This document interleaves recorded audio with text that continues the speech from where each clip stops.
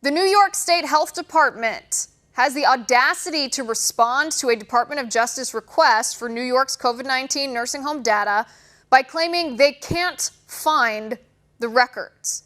And they won't be able to produce the records until November 5th, 2 days after the presidential elections. Can you even imagine? Lest anybody doubt that COVID-19 is now entirely a political weapon. But did the mainstream media report on this? Nope, because that would require the mainstream media to report on New York Governor Andrew Cuomo's order forcing nursing homes to admit COVID-19 positive patients, which led to up to 11,000 nursing home deaths from COVID-19 in New York. According to a bombshell new report, up to 90% of positive COVID-19 tests should have been negative in our country. This report, believe it or not, came from the New York Times.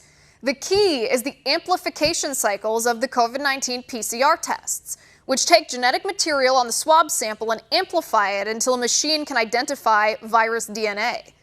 But in the U.S., our PCR tests have been using 35 to 40 amplification cycles, while experts say any number of amplification cycles over 30 reveals either dead or inactive virus or such a low viral load that it's clinically insignificant because it doesn't cause symptoms and it's unlikely to be transmitted.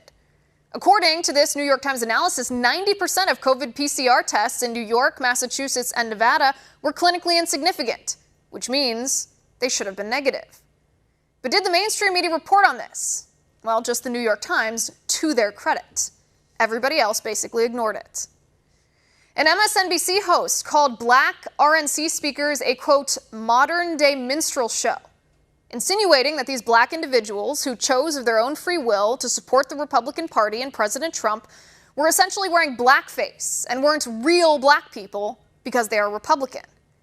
But did the mainstream media report on how insulting, demeaning, and downright racist this comment was? No. The mainstream media was silent. The mainstream media doesn't care to report any of that to you, so we will.